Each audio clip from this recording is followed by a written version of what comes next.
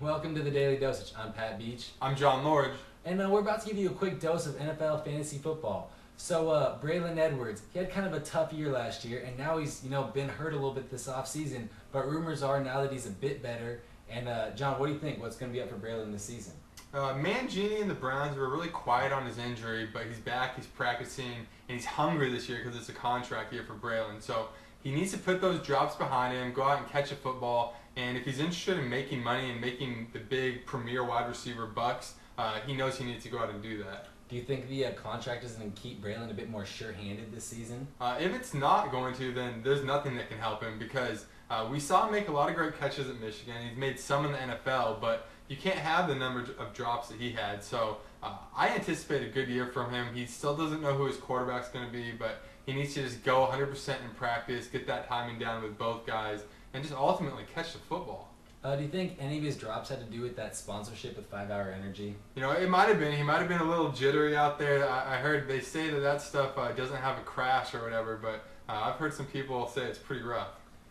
So Roddy White from the Falcons, he finally ended his contract holdout. He's now signed, got a nice deal with the Falcons. What's going to be up with him this season? It's huge for the Atlanta Falcons to sign Roddy White because Matt Ryan and White, they had a lot of great chemistry last year, but Ryan's only in his second year, so they're still developing. And he has enough time in camp now. He's going to play all the preseason games, things like that, to where I think that any fantasy football owner should not be concerned about if he will or won't be in shape. He's in camp, and with Harry Douglas out for the Falcons, they definitely need Roddy White to step up this year.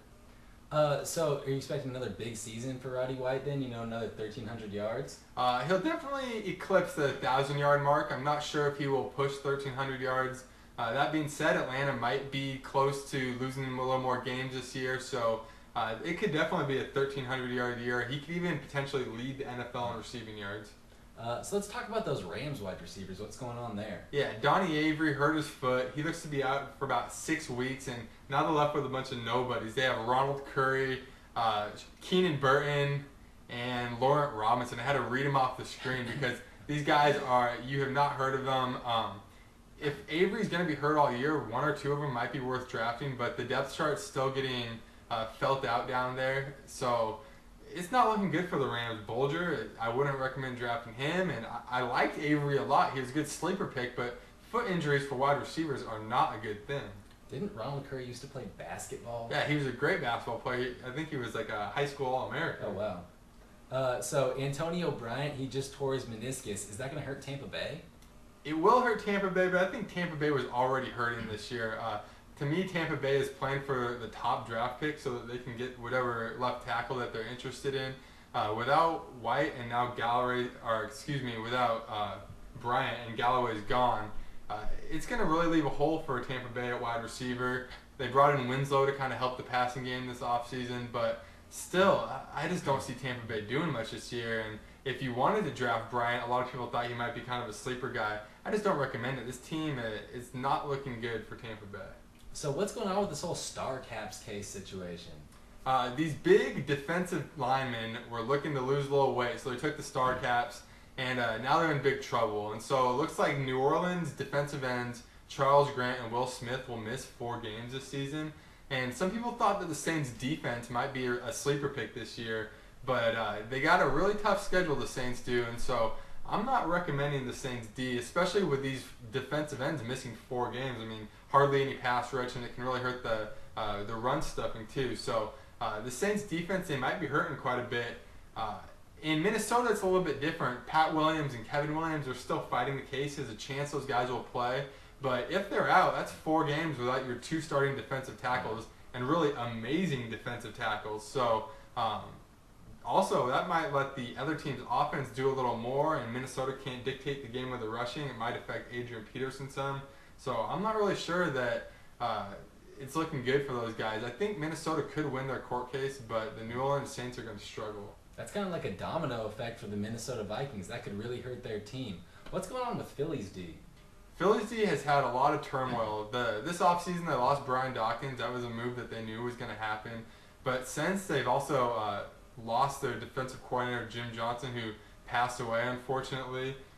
Trent Cole out with injury, and also Stuart Bradley is going to be out for the season. So their safety, who was really the leader of their defense, is now gone. Middle linebacker is gone. Defensive end is injured.